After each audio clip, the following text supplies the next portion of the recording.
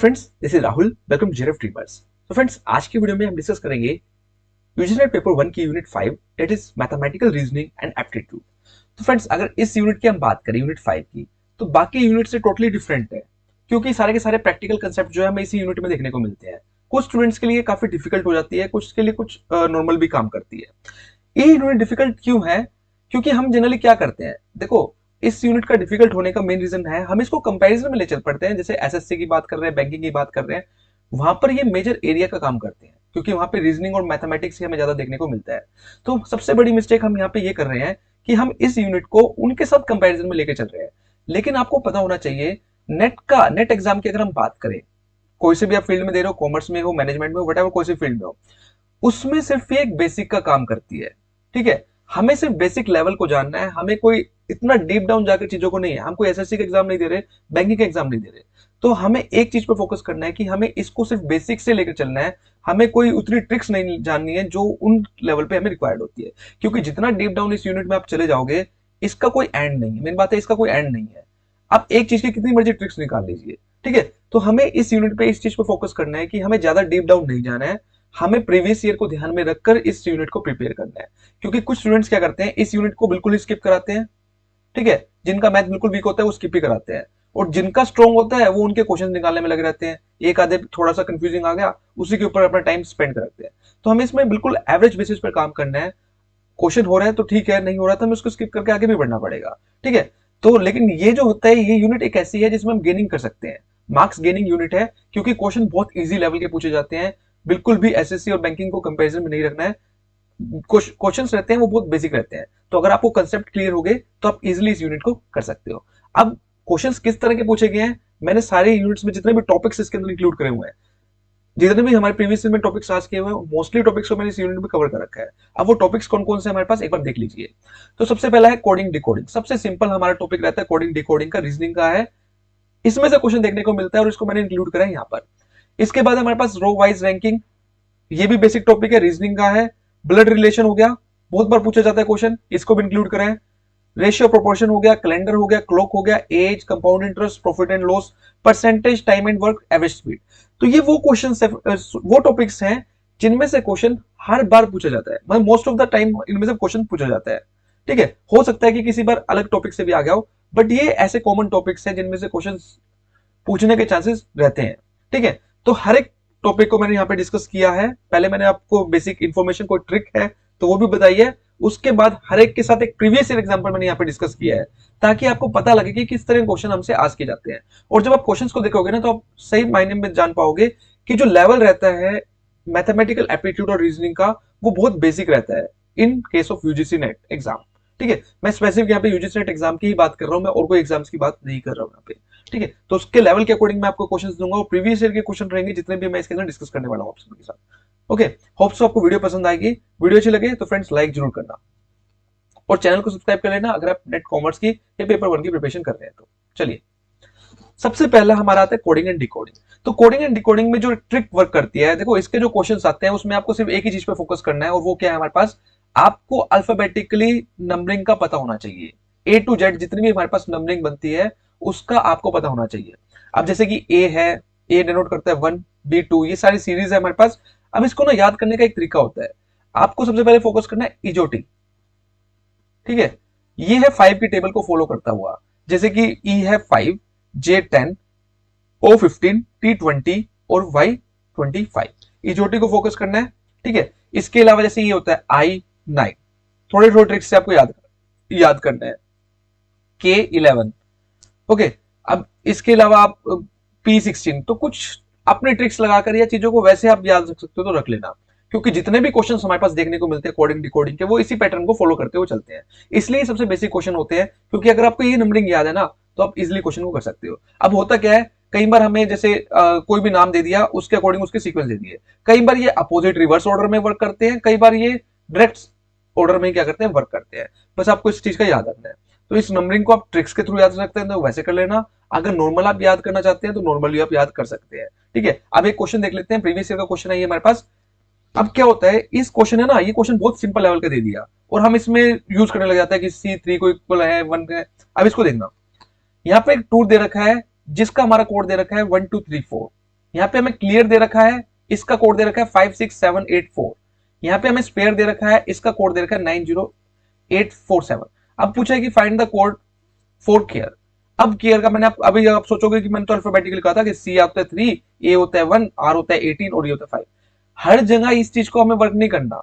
अब देखो यहाँ पे बहुत चीजें सिंपल हो रही हैं। अब देखो यहाँ पे सी है, अब सी इसमें है, ठीक है, कोई दिक्कत नहीं है। सी और कहीं नहीं है तो हमको सी को कंसीडर नहीं करना। अब इसके बाद देखो ए है, अब ए देखो यहाँ पे है, बिल्कुल है, ये रहा ए। इसके बाद देखो ए यहाँ पे है, हाँ ये है। अब ए का कोड यहाँ पे क्या बन रहा है, ए का कोड बन रहा है 8, ठीक है, कोई बात नहीं। ए का कोड यहाँ पे क्या बन रहा है, यहाँ पे भी 8 बन रहा है। इसका मतलब मुझे हिंट मिल गया कि इन्होंने डायरेक्ट नंबरिंग दे रखी है। तो अब आप ये ढूंढो कि सी का कोड क्या होगा। तो देखो सी का कोड क्या है, यहाँ पे सी का कोड है 5, सी का कोड है हमारे पास 5, ठीक है। अब ऐसे बात करते हैं हम किसकी, ए की। तो ए का कोड देखो, ए का कोड है 8। उसके बाद आर का देखो, आर का कोड है 4। और ई का कोड देखो, ई का कोड है हमारे पास 7। तो हर बार हमें अल्फाबेटिकली काम नहीं करना, आपको थोड़ा सा यहाँ पे यूज करना होगा कि किस तरह का क्वेश्चन हमें गिवन है, ठीक है। तो ऐसा नहीं है कि आप जाते बैठ के देखो वो अल्फाबेटिकली इसमें ट्रिक्स आती है तो ऐसे ही हम यूज कर लेंगे। तो कोडिंग डिकोडिंग सबसे सिंपलेस्ट आपके पास पार्ट है, बट आपको थोड़ा सा ध्यान से करना पड़ेगा। तो ये प्रीवियस ईयर का क्वेश्चन है जो मैंने आपके साथ डिस्कस किया है। तो ये किस तरह से कर रखा है ये आप देख सकते हैं, ठीक है। ये पीडीएफ जो आपको टेलीग्राम चैनल पर भी मिल जाएगी, वहां पर जाकर भी आप इसको देख सकते हैं अच्छे से। अब हम बात करते हैं रो वाइज रैंकिंग। अभी रो वाइज रैंकिंग जो है ना लास्ट 2 to 3 ईयर से बहुत बार पूछा गया है। अब इसमें होता क्या है, इसमें हमें क्या रखा होता है कि आपको एक रो दे रखी है, ठीक है। रो में कुछ स्टूडेंट्स बैठे हैं, तो बताओ कि एक स्टूडेंट है वो लेफ्ट साइड से यहां बैठा है, तो बताओ टोटल नंबर ऑफ स्टूडेंट कितने होंगे। अब इसके लिए आपको ना एक फॉर्मूला याद करना होगा। आपको हमेशा total number of student persons निकालने का एक फॉर्मूला होता है। तो total persons is equal to rank from left plus rank from right -1, ठीक है। जैसे आपको एक पर्सन की रैंक दे दी, आपको कहा कि एक पर्सन है ए, वो जो ना लेफ्ट से 18 नंबर पे बैठा है, ठीक है, और वो राइट से 20 नंबर पे बैठा है। तो कह दिया कि बताओ टोटल स्टूडेंट्स कितने हैं। तो यही क्वेश्चन आपसे पूछा जाता है। या फिर आपको कह दिया जाएगा, ऐसे कह दिया जाएगा कि टोटल स्टूडेंट हमारे पास इतने हैं, ठीक है, एक स्टूडेंट की लेफ्ट साइड से रैंक कितनी है, तो बताओ राइट साइड से कितनी होगी। इस तरह के क्वेश्चन आपको पूछे जाते हैं। इस तरह के क्वेश्चन को सोल्व करने के लिए आपको सिर्फ एक चीज पे फोकस करना है, इस फॉर्मूले के ऊपर कि टोटल पर्सन कितने होते हैं। रैंक फ्रॉम लेफ्ट देख लीजिए, रैंक फ्रॉम राइट देख लीजिए और माइनस कर दीजिए 1 से, ठीक है। तो सबसे पहले इन क्वेश्चन को सोल्व करने का हमें ये देखना होता है कि what which can be the either side of the row. It might be right और लेफ्ट, ऐसे भी कह सकते हैं राइट लेफ्ट दे रखा होगा, या अप एंड डाउन भी हमें कह सकते हैं, ठीक है। जरूरी नहीं है राइट लेफ्ट का ही हमें हर बार कंसेप्ट मिलेगा। इसके बाद है एक, अगर केस ओवरलैपिंग का होता है। ओवरलैपिंग का मतलब क्या है कि सम ऑफ टू पोजीशन, अगर मान लो ये राइट और लेफ्ट जो है, ठीक है, ये ग्रेटर हो जाता है टोटल नंबर ऑफ पर्सन, जितने हमारे टोटल नंबर ऑफ पर्सन दे रखे हैं, तो ये ओवरलैपिंग का केस रहते हैं। तो इसका जो ट्रिक्स है वो हमारी अलग वर्क करती है, वो हम कंसेप्ट को देखेंगे। अब एक प्रीवियस ईयर का क्वेश्चन है, ये देखना। इस प्रीवियस ईयर क्वेश्चन में क्या रखा है कि एक क्लास है जिसमें टोटल कितने स्टूडेंट्स दे रखे हैं, हमारे पास 73 स्टूडेंट्स दे रखे हैं। कोई दिक्कत वाली बात नहीं, 73 स्टूडेंट्स दे रखे हैं। अब क्या रखा है कि जो रवि की रैंक है वो 19 है फ्रॉम द बॉटम। अभी देखो ये अप और बॉटम वाला हमें कंसेप्ट दे रखा है, कोई बात नहीं। उन्होंने कहा है कि what is rank from the top, उन्होंने कहा कि टॉप की रैंक बता दीजिए। मैंने कहा ठीक है कोई बात नहीं। अब देखो ये क्या है, एक रो है ऊपर से नीचे की तरफ। इन्होंने कहा कि रवि की रैंक जो है बॉटम से, मतलब कि नीचे से जो है रवि की रैंक कितनी है, 19 है। ओके कोई बात नहीं, रवि की रैंक हमें पता लगी कितनी है, 19 है। What is the rank from the top, उन्होंने कहा कि टॉप से रैंक बता दीजिए। मैंने कहा कोई बात नहीं बता देते हैं, क्योंकि हमें पता है कि इसका एक फॉर्मूला है। और वो फॉर्मूला क्या है, सॉरी, वो फॉर्मूला क्या है हमारे पास, total person is equal to upper rank. वहां पे हमने बात करी थी rank from right, rank from left, यहाँ पे हम अपर और लोअर की बात कर रहे हैं। अपर रैंक कितनी दे रखी है हमारे पास लोअर रैंक कितनी दे रखी है, उसमें से हम 1 को माइनस कर देंगे। मैंने कहा टोटल पर्सन कितने हैं, वो कहते हैं 73। मैंने कहा ठीक है। उसके बाद बात हुई अपर रैंक की, ये तो हमें निकालना ही है। हमें लोअर रैंक दे रखी है, बिल्कुल दे रखी है। लोअर रैंक कितनी दे रखी है, 19 दे रखी है, माइनस कर देंगे 1। तो अगर आप इसको सॉल्व करोगे तो हमारे पास अपर रैंक आ जाएगी कितनी, 55। और जनरली आपको क्वेश्चन सारे यहीं से देखने को मिलते हैं, अपर रैंक और लोअर रैंक का। क्योंकि मैंने आपको पहले ही कहा है कि हमारे पास कंसेप्ट बेसिक आते हैं, आपको ज्यादा डीप डाउन जाने की जरूरत नहीं है। ऑल दो आप प्रैक्टिस कर सकते हैं, इस क्वेश्चन से रिलेटेड प्रैक्टिस कर सकते हैं, लेकिन आपको ज्यादा डीप डाउन जाने की जरूरत नहीं है। इसमें गेनिंग हमें मार्क्स चाहिए होते हैं। गेनिंग मतलब मार्क्स गेनिंग का सबसे इंपॉर्टेंट कंसेप्ट है हमारे पास ये, ठीक है। तो अगर आप बेसिक बेसिक भी पढ़ जाओगे तो काफी अच्छे मार्क्स सिक्योर कर जाओगे इस यूनिट के अंदर। चलिए नेक्स्ट टॉपिक पर चलते हैं, कंसेप्ट ऑफ एवरेज। अब हमारे पास एवरेज के भी काफी सारे क्वेश्चन हमें देखने को मिलते हैं। तो अगर हम एवरेज की बात करें, if you are assuming the current age to be X, देखो एवरेज के अंदर क्या है, हम किसके ऊपर बात कर रहे हैं, हाँ, तो क्या होता है, देखो जब भी हमें कुछ एज्यूम करना होता है तो हम जनरली एक्स या वाई में ही एज्यूम करते हैं एवरेज के केस के अंदर। तो हमें क्या है, जब भी हमें किसी की एज निकालनी है तो हमें उसको एज्यूम ही करना होगा एक्स के अंदर। अब if you are assuming the current age to be X, अगर आप मान के चल रहे हैं कि हमारी करंट एज एक्स है, then age after n years, मैंने कहा कि अब आपकी करंट एज एक्स है, 5 साल बाद बताओ एक्स की आपकी कितनी एज हो जाएगी। तो हमें एक्स प्लस 5 करना है क्योंकि आप बाद की बात कर रहे हैं। मैं कहूं कि आज से 5 साल पहले कितनी हो जाएगी, तो एक्स माइनस 5 करना है। If the age is given in the form of ratio, तो रेशियो की फॉर्म में अगर दे रखी है then the age will be, तो अब क्या है, जो हम क्रॉस मल्टीप्लाई करते हैं आपको पता है कि क्या वो एक्स हो जाएगी और पी एक्स हो जाएगी। आप क्वेश्चन देखेंगे तो आपको क्लियर हो जाएगा। चलिए अब देखना, इस क्वेश्चन को आप समझने की कोशिश करना। ये एक प्रीवियस ईयर क्वेश्चन है आपके पास। इसमें क्या रखा है, the present age of Aradhana and Ardhika Adrika is in the ratio of 3:4। ठीक है, दोनों की एज दे रखी है। देखो जब भी हमारे पास रेशियो में दे रखी है उसको पहले नंबर में कन्वर्ट करना होता है, और नंबर में कन्वर्ट करने के लिए रेशियो को डायरेक्ट मल्टीप्लाई कर देना एक्स के साथ। अब क्या रखा है, 5 years बैक, 5 साल पहले the ratio of their edges is 2:3। इन्होंने कहा कि 5 साल पहले उनकी रेशियो का एज ये था और आज रेशियो जो है ये है। What is the present age of Aradhana, Aradhana की प्रेजेंट एज हमें कैलकुलेट करनी है। कोई बात नहीं, कर देंगे। अब मैंने आपको पहले ही कहा कि रेशियो है उसको कन्वर्ट करिए किसके अंदर, नंबर के अंदर। तो नंबर के अंदर कन्वर्ट करने के लिए उसको क्या करोगे, मल्टीप्लाई करोगे। आराधना को मल्टीप्लाई करा 3 के साथ 3x हो गया, आद्रिका को मल्टीप्लाई करो तो ये हो गया हमारे पास 4x। अब इन्होंने कहा कि 5 years बैक, मतलब कि 5 साल पहले, तो सबसे पहले हमें 5 years पहले जाना पड़ेगा ना। तो हम 5 years बैक जा रहे हैं तो हम क्या करेंगे, माइनस कर देंगे, कोई बात नहीं। आराधना की एज 5 years पहले कितनी होगी, आज अगर उसकी एज 3x है तो 5 years पहले 3x माइनस 5 हो जाएगी। और अगर हम आद्रिका की बात करें तो 4x माइनस 5 हो जाएगी, ये भी कोई दिक्कत नहीं है। यहां तक किसी तरह की कोई दिक्कत नहीं थी। ठीक है, अब इन्होंने कहा कि उनकी जो 5 years बैक एज थी ना, उसकी रेशियो 2:3 दे रखी थी। ठीक है, मैंने कहा कि उनकी 5 साल पहले एज इतनी थी, तो 3x minus 5 divide by 4x minus 5 is equal to 2:3, क्योंकि हमें रेशियो गिवन है 5 साल पहले की। बस कंसेप्ट इतना था कि हमें प्रेजेंट एज अगर हमें पता होगी तो हम 5 साल पहले पे काम कर लेंगे। तो प्रेजेंट एज निकालने के लिए मैंने 3x कर दिया, 4x कर दिया और 5 years पहले। अब आपके पास इस क्वेश्चन को घुमा फिरा के पूछा जा सकता है। ठीक है, अगर 5 years पहले की दे रखी हो और आज की पूछ ली हो वो भी हो जाएगा। प्रेजेंट एज ही पूछी हुई है, हो सकता है 5 years पहले की पूछ रखी हो, कुछ भी हो सकता है। ठीक है, अब देखो इस इक्वेशन को आप सोल्व करोगे तो x की वैल्यू आ जाएगी 5। अब x की वैल्यू 5 आई, मतलब कि x क्या है, हमने प्रेजेंट एज मानी थी, तो 3 इंटू एक्स, मतलब कि आराधना की प्रेजेंट एज कितनी हो जाएगी, 3 इंटू 5 दैट इज 15 और 4 इंटू 5 इज इक्वल टू 20। तो हमें पूछे किसकी थी, आराधना की एज पूछी थी। इस तरह के क्वेश्चन आपको देखने को मिलेंगे। तो एग्जांपल लेने का मतलब यहाँ पे सिर्फ इतना है, आपको क्लियर करना है कि किस तरह के क्वेश्चन हमसे पूछे जा रहे हैं एग्जाम के अंदर। सिर्फ इतना दिखाना है कि ज्यादा डीप एंड डाउन जाने की अभी आपको जरूरत नहीं है। आप सिर्फ प्रैक्टिस करिए, वो भी बेसिक क्वेश्चंस की, बहुत क्लियर हो जाएगा। ठीक है, जितने भी हमारे पास प्रीवियस ईयर में क्वेश्चन आ रहे हैं आप सबकी प्रैक्टिस करिए और आपको ये जो कंसेप्ट है बहुत क्लियर, इजिली क्लियर हो जाएगा। ठीक है, जिसको भी डिफिकल्ट लगता है थोड़ा सा मैथ, इसलिए डिफिकल्ट लगता है क्योंकि हमारा काफी गैप क्रिएट हो जाता है। हमारी फील्ड के अंदर जनरली हम मैथ को ज्यादा कंसीडर नहीं करते हैं क्योंकि सीधी सी बात है हमारा इतना काम ही नहीं है इसका।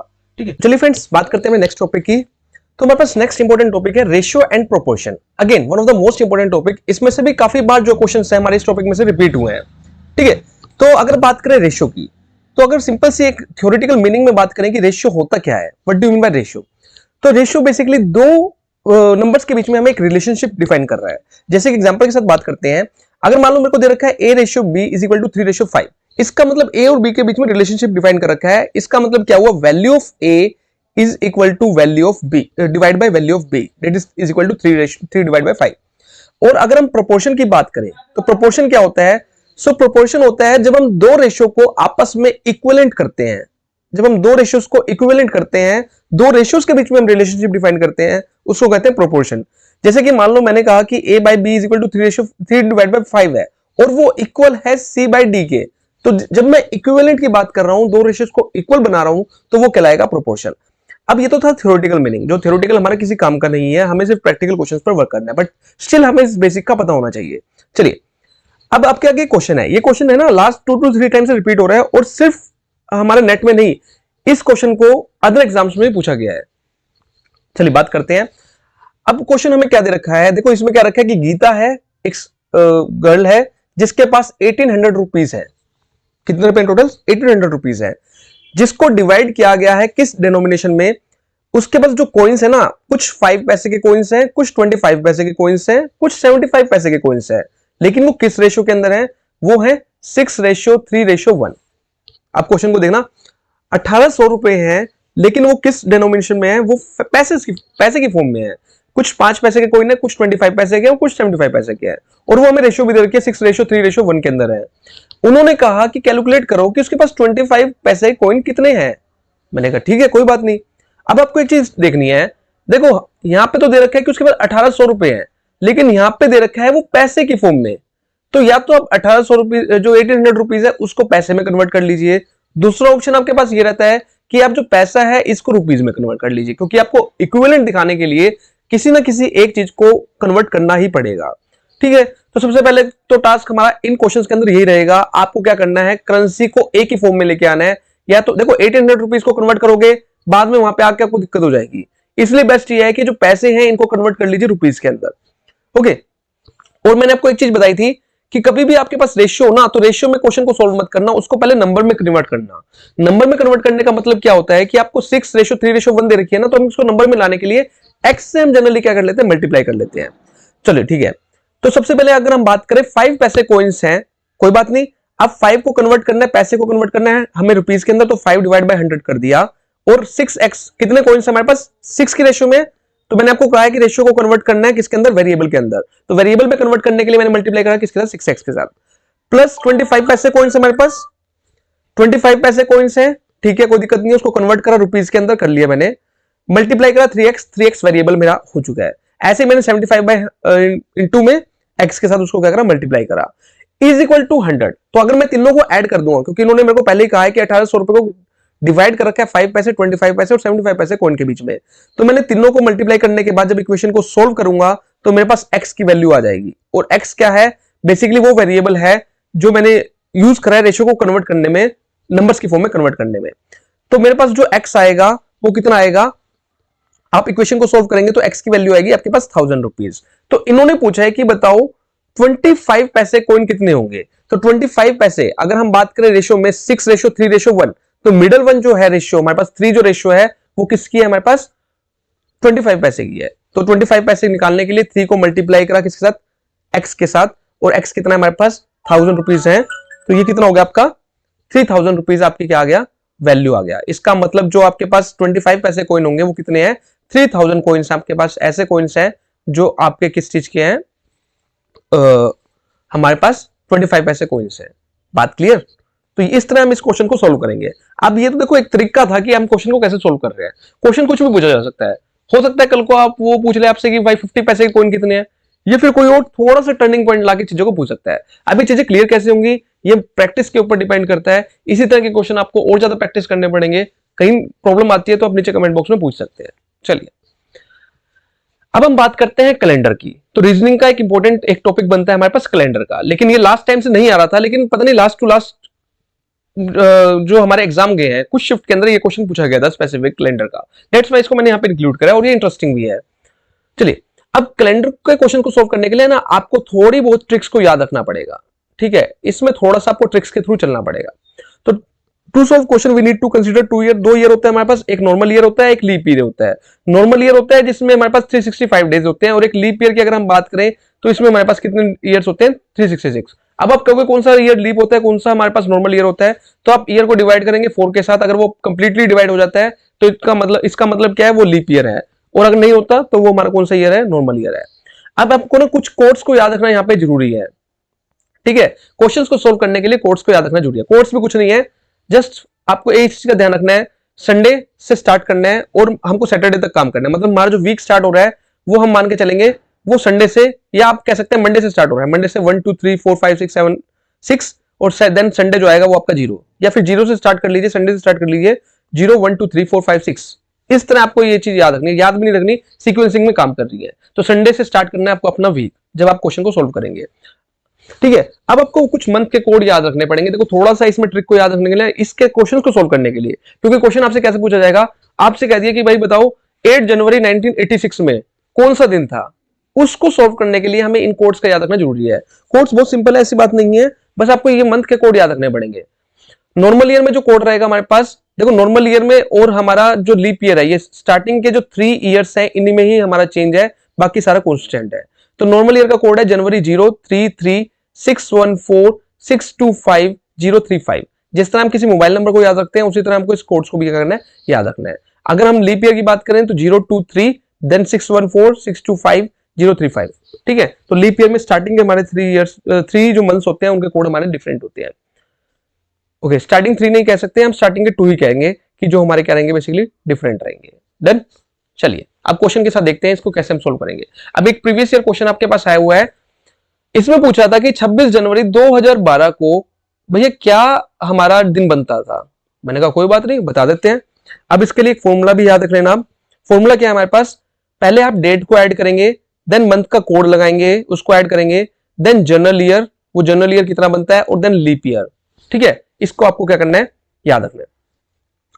अब देखना, एक है ना, जब भी आप क्या करोगे, हमारा जनरल ईयर और लीप ईयर निकालोगे तो 1900 को हमेशा याद रखना, इसी में से ही आपको माइनस करना है जनरल ईयर निकालने के लिए और लीप ईयर निकालने के लिए। ठीक है, कोई भी आपको मंथ दे रखा हो उसको आपको 1900 से ही क्या करना है, सब्ट्रैक्ट करना है, आपको जनरल ईयर लाने के लिए और लीप ईयर लाने के लिए। चलिए फॉर्मूले में शिफ्ट करते हैं हम अपनी वैल्यूज को।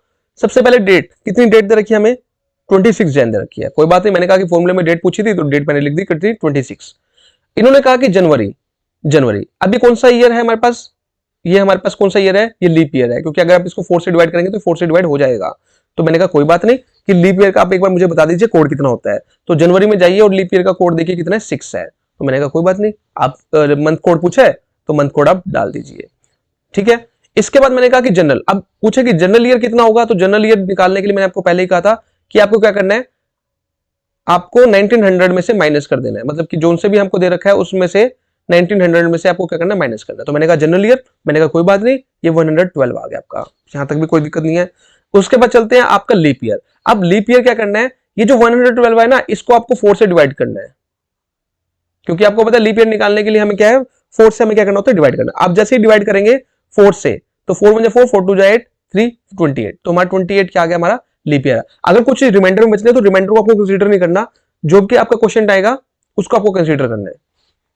ठीक है, तो 28 हमारा क्या आ गया, यहाँ पे लीप ईयर आ गया। अब इस सबको ऐड करने के बाद आपको क्या करना है, 7 से डिवाइड करना है। अब 7 से डिवाइड करोगे आप इसको, तो आपका जो रिमाइंडर बचेगा, यस सबसे इंपॉर्टेंट बात ये आती है, आपका जो रिमाइंडर बचेगा, यहाँ पे रिमाइंडर बच रहा है हमारे पास कितना, 4, तो 4 हमारा रिमाइंडर बच रहा है। अब आपको किस चीज पे फोकस करना है, जो स्टार्टिंग में मैंने आपको कोड बताया था, यहां से स्टार्ट कर लीजिए 0 1 2 3 4, फोर्थ पे क्या बन रहा है हमारे पास, थर्सडे। तो इसका मतलब हमारा उस दिन क्या डे बनता था, उस दिन जो डे बनता था वो कौन सा था हमारे पास, थर्सडे। इस तरह आपको क्वेश्चन को क्या करना है, सोल्व करना है। अब आप कोई सी मर्जी डेट डाल लेना, उस डेट को इस फॉर्मूले के अकॉर्डिंग निकालना, उसी दिन का आपको पता लग जाएगा कि इस दिन क्या डे बनता था हमारे पास। लेकिन इस क्वेश्चन को सोल्व करने के लिए थोड़ा सा आपको ट्रिक्स को याद रखना पड़ेगा, जैसे एक तो फॉर्मूला याद रखना पड़ेगा, दूसरा आपको कोड याद रखना पड़ेगा, जो मंथ का स्पेसिफिक है उसको याद रखना पड़ेगा, क्योंकि अगर आप कोड भूल गए तो सारा क्वेश्चन गलत हो जाएगा, तो उसका याद रखना काफी इंपॉर्टेंट है। Done, okay. चलिए अब नेक्स्ट टॉपिक पे चलते हैं। हमारे पास कौन सा टॉपिक है, ब्लड रिलेशन। अब हमें ब्लड रिलेशन देखना है, कोई दिक्कत नहीं है। अब ब्लड रिलेशन में थोड़े से रिलेशन आपको ध्यान में रखने पड़ेंगे, जैसे कि मदर और फादर सन कौन होता है, माई सेल्फ, जैसे कि अगर मैं खुद की बात कर रहा हूँ या फिर ब्रदर की बात कर रहा हूँ, मदर और फादर डॉटर की, माई सेल्फ अगर लड़की है तो वो खुद भी हो सकती है, उसकी बहन भी हो सकती है। मदर और फादर का ब्रदर की बात करें तो वो कौन होते हैं, वो अंकल होते हैं, जो हम चाचा की जो जनरली कहते हैं, चाचा को इंग्लिश में क्या कहते हैं, अंकल कहते हैं। ठीक है, मदर और फादर की सिस्टर अगर बुआ की बात करें तो उनको क्या कहते हैं, आंटी कहते हैं। मदर और फादर के फादर को कहेंगे ग्रैंडफादर, जो हमारे दादाजी होते हैं उनको हम ग्रैंडफादर कहते हैं, दादी जी को हम ग्रैंड मदर कहते हैं। अगर सन की वाइफ अगर हम बात करें तो वो डॉटर इन लॉ होती है। बेसिकली इन लॉ हम किस लिए यूज करते हैं, कोई भी चीज है, ठीक है, जैसे कोई भी चीज कह रहा हूं मैं, जैसे एक रिलेशनशिप वाइफ की तरफ से चलता है, एक रिलेशनशिप सन की तरफ से चलता है। तो अगर मान लो मैं अपनी बात कर रहा हूं, मेरे घर में वाइफ से रिलेटेड जो भी रिलेशनशिप गिने जाएंगे वो इन लॉ के अंदर ही गिने जाएंगे। ठीक है, तो अगर सन की कोई वाइफ है तो अगर मैं अपने इधर बात कर रहा हूं तो वो इन लॉ के अंदर डॉटर इन लॉ कहलाएगी। Daughter's husband son in law, husbands और wife sister sister in law, husband और wife brother brother in law, तो सारे इन लॉ में आ जाएंगे हमारे पास। ब्रदर्स का अगर सन की बात करें तो नेफ्यू, ठीक है, जो हम भतीजे की बात करते हैं। ब्रदर्स डॉटर की बात करें तो नाइसी। अंकल और आंट सन और डॉटर तो हमारे कजन हो जाते हैं। तो ये कुछ रिलेशनशिप है और कॉमन से रिलेशनशिप है, इसका कोई याद रखने की ऐसी खास जरूरत नहीं है। क्वेश्चन देखते हैं कैसे सोल्व करेंगे। अब क्वेश्चन में ना 2-3 चीजों को आपको याद रखना है। जब भी हम देखो जब भी इन तरह के क्वेश्चन सोल्व करते हैं तो एक डायग्राम का बनाना हमारे लिए जरूरी है, बिना डायग्राम के इस क्वेश्चन को कभी भी सोल्व मत करना। दूसरी चीज ये है, आप जब रिलेशनशिप बात करेंगे मेल की, जब आप मान लो मैंने कहा ए जो है वो एक मेल है, मेरे को पता लग गया, तो मेल को डिनोट करेंगे हम स्क्वायर के साथ, ठीक है, रेक्टेंगल या स्क्वायर के साथ। फीमेल को डिनोट करेंगे सर्कल के साथ। अगर कोई हस्बैंड वाइफ के रिलेशनशिप को डिफाइन कर रहे हैं तो हमें इस एरो का यूज करना है, और अगर हम ब्रदर और सिस्टर के रिलेशनशिप को शो कर रहे हैं तो हमें इस एरो का यूज करना है, सिंगल लाइन का यूज करना है। ऐसा इसलिए है क्योंकि जितना बड़ा आपका ट्री बन जाएगा, इसको कहते हैं ट्री, ब्लड रिलेशनशिप का एक ट्री होता है, जितना बड़ा ट्री बनेगा, अगर आपने इन सिंबल्स का यूज नहीं करा तो आप खुद कंफ्यूज हो जाओगे कि ये बंदा था कौन, ये मेल है, फीमेल है, ब्रदर सिस्टर, क्या है ये, तो इसमें आप कंफ्यूज हो जाओगे। अब क्वेश्चन देखना कैसे सोल्व करते हैं, बस सीक्वेंस में उठाते चलना, कुछ नहीं करना आपको। अब देखो स्टार्टिंग में बात कर रखिए A is the sister of B, बस ये इतना ध्यान रखो, A is the sister of B. अब आपको दो बंदे चाहिए, एक चाहिए ए और एक चाहिए बी। मैंने कहा ठीक है, एक ए मैंने बना लिया ए, एक मैंने बना लिया बी। अब क्या रखा है, A is the sister of B, मतलब कि ए का मुझे जेंडर पता है, बी का नहीं पता। देखो इसको मैंने ड्रॉ कर रखा है पहले से, तो इसको पे फोकस मत करना, मैं नीचे एक बार दोबारा कर देता हूं। अब देखो A is the sister of B, पहली बात तो ए सिस्टर है, फीमेल है, इसका जेंडर मुझे पता है, लेकिन क्या आपको बी का जेंडर पता है? नहीं पता, तो उसको बनाइए मत, जब तक आपको नाम ना पता ना कि जेंडर क्या होगा, आपको नहीं बताना। अब सिस्टर है, ब्रदर सिस्टर का रिलेशनशिप है, दैट्स व्हाई मैंने सिंगल लाइन से शो करा है। अब चलिएगा नेक्स्ट स्टेटमेंट पर, B is the daughter of C. अब इन्होंने कहा कि जो बी है वो डॉटर है सी की, इसका मतलब बी का जेंडर पता लग गया, बिल्कुल पता लग गया, बी क्या है, फीमेल है। बट ये क्या है, डॉटर है। डॉटर है मतलब कि ये इसके ऊपर की जनरेशन की अगर हम बात कर रहे हैं, सी की क्या है, ये डॉटर है। अब देखो सी मेल भी हो सकता है, फीमेल भी हो सकता है, ठीक है। अब डॉटर है ना ये, तो ये इसका सी इसका फादर भी हो सकता है, सी इसकी मदर भी हो सकता है। अब ये ना सोचना सी है तो इसका मतलब फीमेल है, ई आ गया तो फीमेल हो गया। ऐसी ऐसी चीजों को यहाँ पे अवॉइड करा करो, इस चीजों पे हमें बिलीव नहीं करना, ठीक है, वो बाद में पता लगेगा आपको। अब देखो C is the wife of D. अब मुझे पता लग गया कि जो सी है वो क्या है, फीमेल है, क्योंकि सी क्या है, वाइफ है। अब मेल तो वाइफ नहीं हो सकता ना, तो सी वाइफ है डी की, ठीक है। अब वाइफ का, हस्बैंड वाइफ का रिलेशनशिप है, तो एरो के साथ आप क्या करेंगे, शो करेंगे। अब डी, अब देखो यहाँ पे डी का जेंडर भी मुझे पता लग गया। अब सी को ऐसा तो नहीं है ना कि फीमेल की ही वाइफ होगी, तो डी तो हमारा क्या होगा, एक मेल होगा, तो डी इज द मेल। अब D is the brother of E. अब इन्होंने कहा कि जो डी है ना वो ब्रदर है ई का। मैंने कहा ठीक है, कोई बात नहीं। अब एक बार बताइए, क्या कभी आप ई का जेंडर बता सकते हैं? यहाँ पे सिर्फ डी का जेंडर कंफर्म है, डी ब्रदर है ई का। ई माइट बी पॉसिबल सिस्टर हो, फीमेल हो या मेल हो, तो ई का मुझे जेंडर नहीं पता। अब इन्होंने पूछा है how E is related to A. ये जो ई है ना, ये एक का क्या लगती है, इन्होंने पूछा है how E is related to A. E और ए के बीच में रिलेशनशिप बताना है क्या है, ठीक है। ओके, तो अब देखना ए जो है वो क्या है हमारे पास, सॉरी, ए जो है, ए और बी ये दोनों ब्रदर एंड सिस्टर हैं, तो ये दोनों सिस्टर्स ही हैं, और वो किसके चाइल्ड है, वो सी और डी के चाइल्ड है। और जो कि ई है वो क्या लगता है, डी जो है वो ब्रदर है ई का, ठीक है। अब पूछा है कि how E is related to A, तो ई जो है ए के साथ क्या रिलेशनशिप बना के चलता है, तो ई क्या है, अगर हम बात करें, देखो इन्होंने ए नहीं पूछा, यहाँ पे आंसर ये हमारा गलत हो जाएगा, ए नहीं पूछा इसने, इसने बात करी है ई की, ठीक है। तो ई की अगर हम बात करें तो ई देखो, इसका ई का रिलेशनशिप है डी के साथ, ठीक है, मतलब डी जो ब्रदर लगता है ई का। अब नीचे आ जाइए, इन्होंने पूछा कि ए जो है, how E is related to A, E क्या लगता है ए का। तो पहली बात, ई का हमें रिलेशनशिप नहीं पता, यहाँ पे ई मेल भी हो सकता है, फीमेल भी हो सकता है। अगर मेल हुआ तो ये ए का क्या लगेगा, ए का चाचा लगेगा, और चाचा को इंग्लिश में क्या कहते हैं, अंकल कहते हैं। अगर ये ई जो है सिस्टर हुई, फीमेल हुई डी की, तो ए की ये क्या लगेगी, आंट लगेगी, मतलब कि हम कह सकते हैं बुआ लगेगी, ठीक है। बट यहाँ पे ऑप्शन में जाना है आपको। अब ऑप्शन में देखना है कि क्या दे रखा है, आपको अंकल दे रखा है, बिल्कुल अंकल हो सकता है, लेकिन अगर ऑन्ट दे रखी होती तो कंफ्यूजन हो जाती।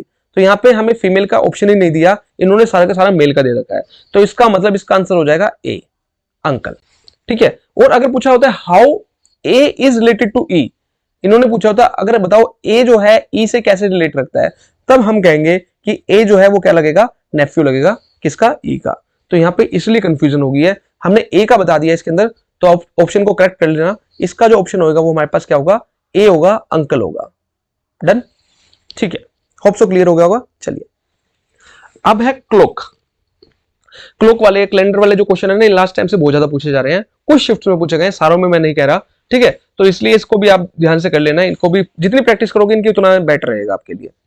अब क्लोक वाले क्वेश्चन में आपको एक फॉर्मूला अगेन याद रखना पड़ेगा, जनरली हमें एंगल कैलकुलेट करने के लिए बोला जाता है कि बताओ, अगर मैंने आपको कहा कि एक सुई जो है वो 4 पर है, जो लॉन्ग वाला जो हमारी नीडल होती है वो 4 पर है, और जो स्मॉल वाली है वो आपकी किस पे काम कर रही है, वो 5 पर है, ठीक है। अब ऐसे कह देंगे कि बताओ इसके बीच में एंगल कितने का बन रहा है, ठीक है, या कुछ भी वो कह सकते हैं कि बताओ इनके बीच में एंगल कितने का बन रहा है। तो एंगल को कैलकुलेट करने का ना, इनके बीच में एंगल को कैलकुलेट करने का हमारे पास एक फॉर्मूला होता है। फॉर्मूला क्या है, थीटा। एंगल को हम डिनोट करते हैं थीटा से। Theta is equal to 1/2 into bracket close 60 into H minus 11 into M.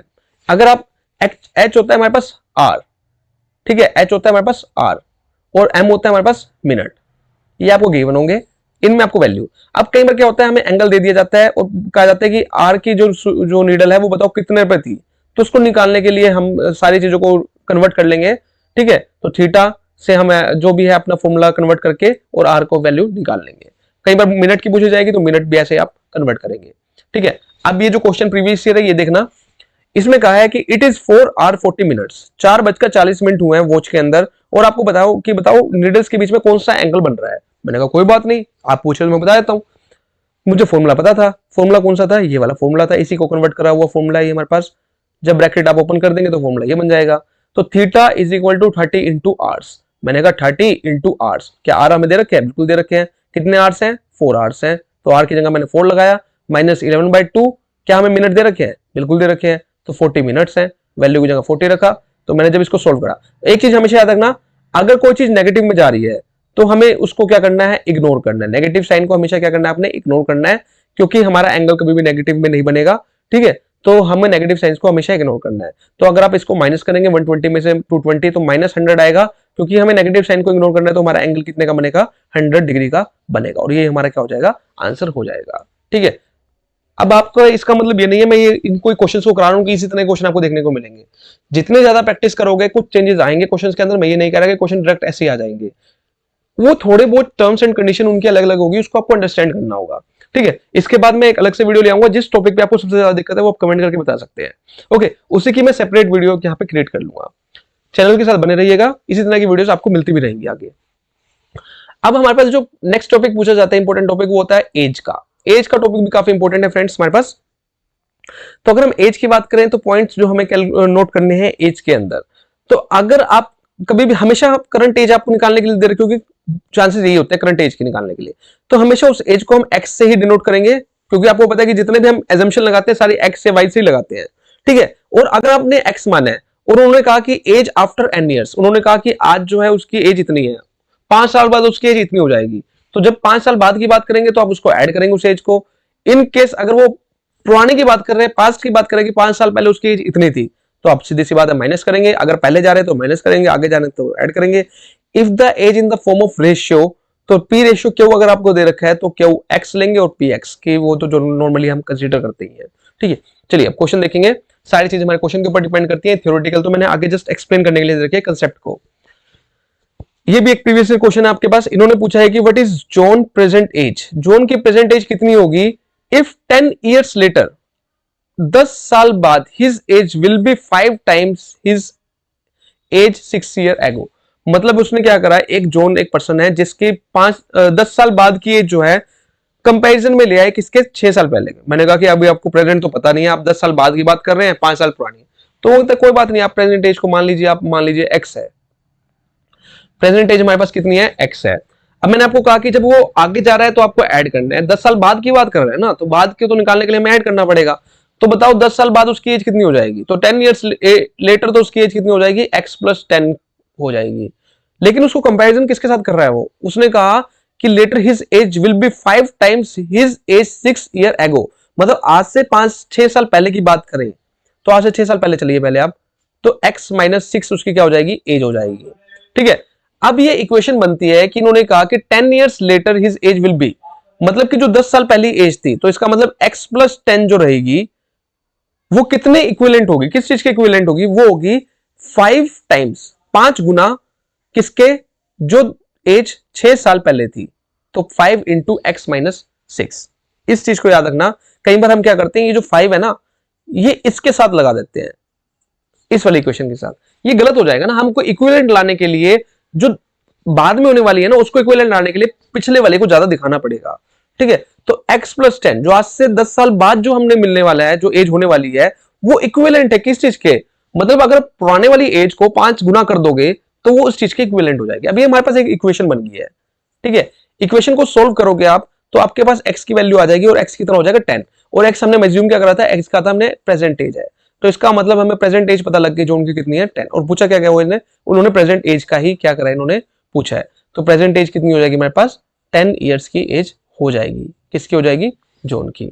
बात क्लियर, ठीक है। चलिए नेक्स्ट पे चलते हैं। अब हम बात करते हैं फ्रेंड्स सिंपल और compound interest. Again one of the most important, ये तो हर जगह चलता है, सिंपल एंड कंपाउंड इंटरेस्ट हर जगह पूछा जाता है, ठीक है, लेकिन हमारा लेवल इतना नहीं है कि जो और बाकी एग्जाम्स में हम बात कर रहे हैं। अब देखना एक सिंपल इंटरेस्ट का एक फॉर्मूला आपको याद रखना है, कौन सा है, P into T into R, मतलब कि प्रिंसिपल, टाइम और रेट। प्रिंसिपल होता है कितना पैसा आप लगा रहे हैं, जमा करवा रहे हैं, जो भी है, कितने टाइम पीरियड के लिए करवा रहे हैं और कितने रेट पर करवा रहे हैं। अगर उसको कैलकुलेट करोगे आपका सिंपल इंटरेस्ट आ जाएगा, ठीक है। कंपाउंड इंटरेस्ट होता है कि इंटरेस्ट के ऊपर इंटरेस्ट, ठीक है। तो जितना भी आपको बैंक में इंटरेस्ट मिलता है वो हमारे को कंपाउंड इंटरेस्ट होता है। अगर कंपाउंड इंटरेस्ट निकालना है आपने तो उसका फॉर्मूला होता है हमारे पास principal into 1 plus R by में 100 इंटू में एन। एन होता है हमारे पास नंबर ऑफ ईयर्स, कितने साल के लिए आपने पैसा डिपॉजिट कराया, माइनस उसमें से कर देंगे प्रिंसिपल, ओके। अगर सिर्फ इसकी बात करें, इस वाले फॉर्मूले की, P into 1 plus R by में 100 इंटू में एन, ये होता है अमाउंट, ठीक है। और अमाउंट में से प्रिंसिपल माइनस करते हैं तो हमारे पास आता है कंपाउंड इंटरेस्ट। तो नीचे भी हमें क्या दे रखा है, ये दे रखे है, ओके। तो आप ये देख लेना, ये फॉर्मूला दे रखा है हमारे पास। चलिए अब एक क्वेश्चन को हम ट्राई करते हैं। अब ये क्वेश्चन क्या है हमारे पास, ये प्रीवियस क्वेश्चन है हमारे पास अगेन। अब इन्होंने कहा कि एक सम ऑफ मनी है with compound interest becomes 2400 in 1 year, ठीक है। एक साल में 2400 रुपीज हो जाते हैं हमारे वो पैसा, कुछ पैसा मैंने इन्वेस्ट करा। देखो क्वेश्चन को ना अंडरस्टैंड करना बहुत जरूरी है, आप डायरेक्टली फॉर्मूले में पुट नहीं कर सकते जब तक आप चीजों को अंडरस्टैंड नहीं करोगे। इन्होंने कहा कि एक सम ऑफ मनी थी, कुछ पैसा मेरे पास था, उसको मैंने क्या करा, एक साल के लिए कहीं जमा करवाया। जब पैसा मुझे मिला ना, वो कितना मिला, 2400 रुपीज मुझे रिटर्न में मिले। ये क्या है हमारे पास अमाउंट है। एक साल बाद कितना अमाउंट हमें मिला, 2400, और वो मैंने 2 साल बाद लिए ना, तो 2 साल बाद वो हो गए मेरे पास 3000। ये भी क्या है हमारे पास अमाउंट है, लेकिन ये अमाउंट 2 साल बाद है, ये अमाउंट 1 साल बाद है, ठीक है। इन्होंने कहा कि बताओ भाई वो आपने कितना पैसा था जो आपने डिपॉजिट करवाया था, कितना स्टार्टिंग में पैसा आपने इन्वेस्ट करा था, वो बता दीजिए मुझे। मैंने कहा कोई बात नहीं, मैंने कहा ऐसा है, अमाउंट का जो फॉर्मूला होता है ना वो ये होता है, amount is equal to principal into 1 plus R by में 100 इंटू में एन। क्योंकि हमारा अमाउंट 1 साल बाद आ रहा था तो इसका मतलब मेरे को टाइम पीरियड तो पता था कि टाइम पीरियड कितना है, 1 है, 1 ईयर के लिए मैंने जमा करवाया था। तो अमाउंट आया 2400, प्रिंसिपल मुझे पता नहीं है, रेट ऑफ इंटरेस्ट मुझे पता नहीं है।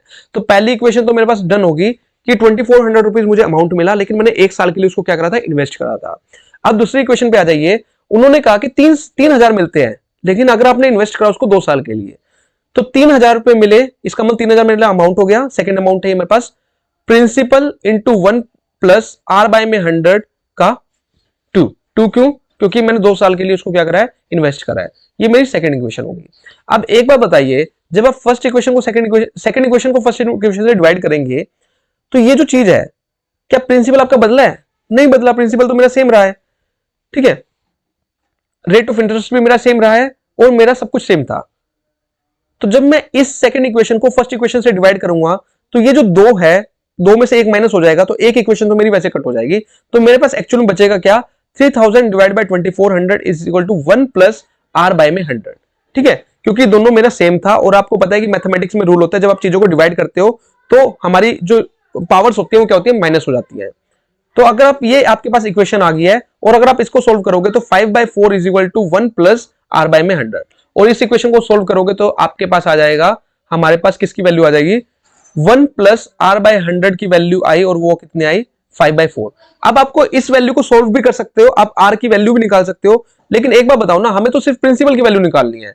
तो 1 प्लस आर किसके इक्वल है, तो आप यहां पे देखोगे 1 प्लस आर बाय में 100, इसकी वैल्यू मुझे गिवन है। तो इसके जगह अगर मैं ये वाली वैल्यू रख देता हूं, कौन सी वैल्यू जो मैंने फाइंड आउट करी है, 5/4, तो मेरी बात बन जाएगी, बिल्कुल बन जाएगी।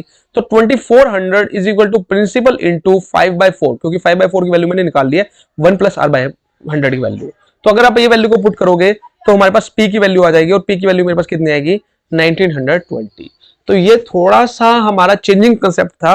जनरली क्वेश्चन में अगर आपको सिंपल भी आ सकता है कि आपको कंपाउंड इंटरेस्ट निकालना है, सिंपल इंटरेस्ट निकालना है, लेकिन ये जो कंसेप्ट है हमारा थोड़ा सा चेंजिंग था।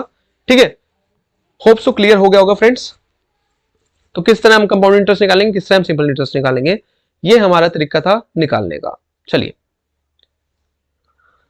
अब हम बात करते हैं फ्रेंड्स प्रॉफिट एंड लॉस की। तो प्रॉफिट एंड लॉस भी again one of the most important topic है हमारे पास। ठीक है, प्रॉफिट एंड लॉस, तो इसके कुछ फॉर्मुलेज हैं जो आपको याद रखने, याद रखना चाहो तो रख सकते हो। ये बहुत बेसिक फॉर्मुलेज हैं, ये आपको पता भी होना चाहिए, स्टार्टिंग से हम पढ़ते आ रहे हैं इनको।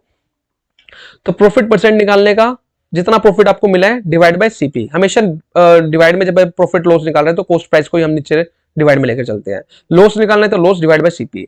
डिस्काउंट अगर आपको कैलकुलेट करना है तो डिस्काउंट होता है हमारे पास market price minus selling price. जितना मार्केट प्राइस, मान लो मैं बाजार में गया, मैंने कहा कि जो एमआरपी था उसके ऊपर लिखा था 100 रुपए का, मैंने कहा भैया सही सही लगाओ, कितने का लगाओगे? वो कहता कोई बात नहीं, चलो ऐसा करो आप 80 रुपए दे दो। ठीक है, तो इन दोनों के बीच का जो डिफरेंस रहा वो 20 रुपीज रहा और 20 रुपीज में लिखा रहा डिस्काउंट रहा। ठीक है, उसके बाद अगर आप नेट प्रॉफिट परसेंट देखेंगे तो ये है हमारे पास फॉर्मूला नेट प्रॉफिट परसेंट का। ठीक है, x minus Y minus X Y divide by 100। चलिए अब एक क्वेश्चन हम सोल्व करके देखते हैं। ये प्रीवियस ईयर है, सारे क्वेश्चन मैंने जनरली ज्यादातर प्रीवियस ईयर आपको देखने को मिलेंगे या दूसरे एग्जाम्स के आपको देखने को मिलेंगे। क्वेश्चन है हमारे पास, एक शॉपकीपर है जो सेल करता है एक आइटम को at a discount of 40% on the listed price of ₹1500। ठीक है, जैसे मान लो मैं बाजार गया था, कुछ भी मेरे को एक सामान लेना था, मान लो मुझे कोई शर्ट पसंद आई थी, शर्ट का लिस्टेड प्राइस था 1500 रुपीज, मतलब कि जो एमआरपी लिखा हुआ था ना वो 1500 रुपए था। उन्होंने कहा कि मुझे 40% का डिस्काउंट। अब आपको पता है विंटर है, जैसे हुडी लेने जाना है तो हुडी के ऊपर आपको पता है कि अच्छे अच्छे खासे डिस्काउंट चले हुए हैं, तो उन्होंने कहा कि एमआरपी पर हम आपको 40% डिस्काउंट देंगे। मैंने कहा ठीक है, अच्छी बात है। He still makes a profit of 20%। अब वो इतने चालाक हैं कि उन्होंने 40% डिस्काउंट देने के बाद भी 20% उस चीज के ऊपर अर्न करा। ठीक है, तो 1500 रुपए की चीज थी, ठीक है, उसके ऊपर उन्होंने मेरे को 40% का डिस्काउंट दिया, उसके बाद उस जो प्राइस मुझे दिया उसके ऊपर भी उन्होंने 20% का प्रॉफिट अर्न किया। तो उन्होंने कहा कि बताओ उनको वो आइटम कितने रुपीस की पड़ी, तो ओरिजिनल कॉस्ट बतानी है उस आइटम की। मैंने कहा ठीक है, कोई बात नहीं। अब देखो 1500 रुपए का एमआरपी था, 40% डिस्काउंट डाल दिया, सेलिंग प्राइस कितने का आ गया? 900 रुपए का। उन्होंने मुझे बेचा कितने रुपए का? 900 रुपए का, जिसमें 20% का क्या है? प्रॉफिट भी है। 20% का प्रॉफिट भी है, इसका मतलब मुझे कॉस्ट प्राइस निकालना है। अब एक बात याद रखना, कॉस्ट प्राइस हमेशा 100 के इक्वल ही चलता है। आप 100 में कुछ ऐड करोगे तो सेलिंग प्राइस आ जाएगा, ठीक है, प्रॉफिट के साथ आ जाएगा। 100 में से कुछ माइनस करोगे सेलिंग प्राइस आ जाएगा लॉस के साथ। अगर आप लॉस में बेच रहे हो तो इसका मतलब 100 से आप कम में बेच रहे हो। ठीक है, 100 हमारा हमेशा कॉस्ट प्राइस मान के चलते हैं, और ज्यादा में बेच रहे हो तो आप प्रॉफिट में बेच रहे हो। तो 1900 की वैल्यू है, 900 की वैल्यू है, हमें 100 की वैल्यू निकालनी है, हमें कॉस्ट प्राइस निकालना है, जबकि हमें वैल्यू गिवन किसकी है? ये वैल्यू आपके पास है किस चीज की? ये वैल्यू हमारे पास सेलिंग प्राइस की है। तो इसका मतलब सेलिंग प्राइस हमारे पास क्या है? गिवन है, क्योंकि 20% का प्रॉफिट है, 120 पर मैंने उसको सेल करा है, ये हमारे पास वैल्यू है सेलिंग प्राइस की। तो हमेशा याद रखना, इन केस अगर मान लो मुझे वैल्यू किसकी निकालनी होती, मुझे वैल्यू सिर्फ प्रॉफिट की निकालनी है, तो आप क्या करोगे? आप 1900 हमारा है, हमें वैल्यू किस, देखो जो ये वैल्यू हम ले रहे हैं ना यहाँ पे, उसी को ही ब्रैकेट में लेना है। हम वैल्यू किसकी ले रहे हैं? सेल वैल्यू ले रहे हैं, तो 120 को ही आपको सेल की लेनी है। आपको निकालना क्या है? वो ऊपर रखना है। हमें निकालना क्या है? हमें सिर्फ क्या निकालना है? प्रॉफिट निकालना है, तो आप प्रॉफिट से निकाल लीजिए। ठीक है, हमें प्रॉफिट निकालना है या कॉस्ट प्राइस निकालना है। इन केस अगर ये वैल्यू मुझे दे रखी होती, अगर मुझे क्या रखा होता कि मुझे क्या दे रखा है, अब जैसे मेरा जो कॉस्ट प्राइस है 750 है, इन केस अगर वो मुझे सेलिंग प्राइस निकालने की बात करते हैं, ठीक है, सेलिंग प्राइस निकालने की बात करते हैं, तो सेलिंग प्राइस मेरा कितना रहेगा? 120 रहेगा। अब ये वैल्यू किस चीज की दे रखी है? अब ये देखना, ये वैल्यू किस चीज की दे रखी है? ये हमें कॉस्ट प्राइस दे रखा है, तो ब्रैकेट नीचे क्या आएगा? हमारा कॉस्ट आएगा। तो कॉस्ट को हमेशा कैसे कंसीडर करते हैं? 100 से कंसीडर। तो अगर आप इसको सोल्व करोगे तो हमारे पास कितना आ जाएगा? 900। तो ये ट्रिक्स होती हैं, ये छोटी छोटी ट्रिक्स होती हैं जो आपको याद रखनी है। अगर आपको यहाँ पे कॉस्ट प्राइस दे रखा है तो नीचे भी आपको कॉस्ट लेके चलनी है, सेलिंग प्राइस दे रखा है तो नीचे भी सेलिंग लेके चलनी है, अगर ये डिस्काउंट दे रखा हो तो नीचे भी हमें डिस्काउंट का हिसाब किताब लेकर चलना पड़ता है। बात क्लियर? तो हमारे पास कॉस्ट प्राइस कितने की आ गई? कॉस्ट आ गई हमारे पास 750 की। डन? बेसिक बेसिक सी चीजें, थोड़ा सा आपको इसको याद रखना है।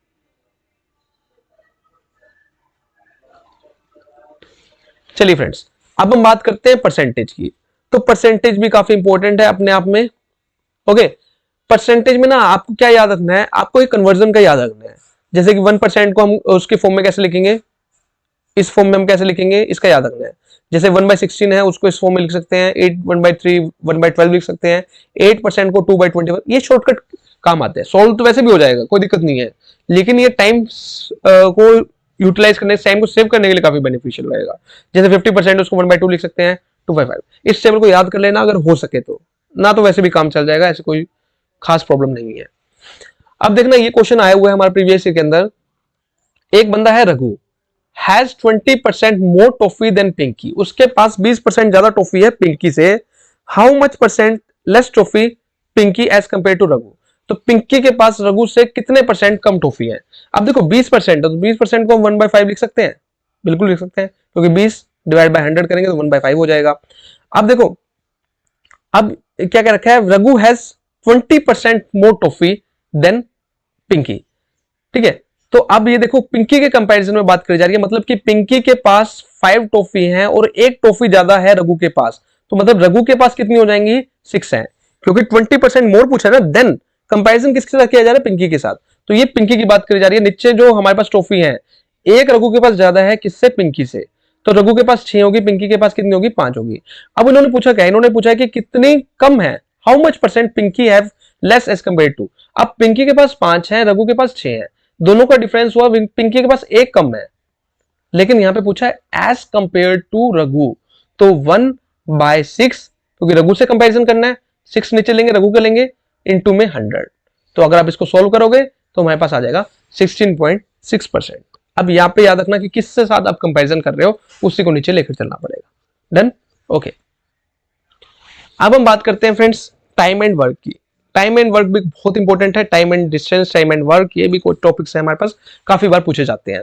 अब बेसिक फॉर्मूला इसके अंदर आपको याद रखना है, जैसे टोटल वर्क डन का हमारा निकालने का फॉर्मूला होता है कितने लोग काम कर रहे हैं, नंबर ऑफ पर्सन इनटू में नंबर ऑफ डेज, तो work done is equal to M, that is number of person into में डेज, तो m1 d1 t1 work equal, अगर वर्क इक्वल है तो हमारे पास एक फॉर्मूला आता है m1 d1 t1 is equal to m2 d2 into t2, तो मतलब कि टाइम डेज अगर कितने लोग काम कर रहे हैं वो डिपेंड करता है। ये हमारे जब हम यूज करेंगे ना इन फॉर्मूलेस को तो आपको पता लगेगा। अब देखना ये क्वेश्चन आपसे बहुत बार पूछे जाते हैं इस तरह के, A alone can do a job in 40 days, in how many days B can alone do the job if they can do the job in 8 days। अब देखो इसमें ना हमें एक चार्ट बना के देखना होता है, जनरली आप वैसे भी सोल्व कर सकते हो और इस चार्ट के थ्रू बहुत ईजी हो जाता है। अब इन्होंने कहा कि एक बंदा है ए जो किसी काम को 40 दिन में करता है, अगर काम सिर्फ उसी को कह दोगे ना करने के लिए, वो 40 दिन में उस काम को करके दे देगा। अब क्या है कि उस काम को बी कितने दिनों में करेगा, अगर दोनों मिलकर उस काम को कितने दिनों में करते हैं, 8 दिनों के अंदर करते हैं, 8 दिनों के अंदर करते हैं। तो मैंने कहा कोई बात नहीं, मैंने कहा कि ठीक है, ए जो है ये पर्सन है, ए काम करता है कितने दिनों में, 40 दिनों में। मैंने कहा ठीक है, आप एक फ्लो चार्ट बनाइए, ए काम करते हैं 40 दिनों के अंदर। मैंने कहा ठीक है, कोई दिक्कत नहीं है, ये चीज डिनोट करती है। देखो नीचे वाला जो डिनोट करेगा आपका, वो डिनोट करेगा किस चीज को, कितने दिनों में काम हो रहा है, ये इस पर्सन की एफिशिएंसी, मतलब कि एक दिन में कितना काम कर देगा, और ये होता है हमारे पास टोटल वर्क, टोटल वर्क करना कितना है। मैंने कहा कि बी का हमें फाइंड आउट करना है कि बी कितने दिनों में काम करेगा। मैंने कहा कोई बात नहीं, कर देंगे फाइंड आउट। इन्होंने कहा कि ए और बी दोनों मिलकर काम करेंगे कितने दिनों में, 8 दिनों में।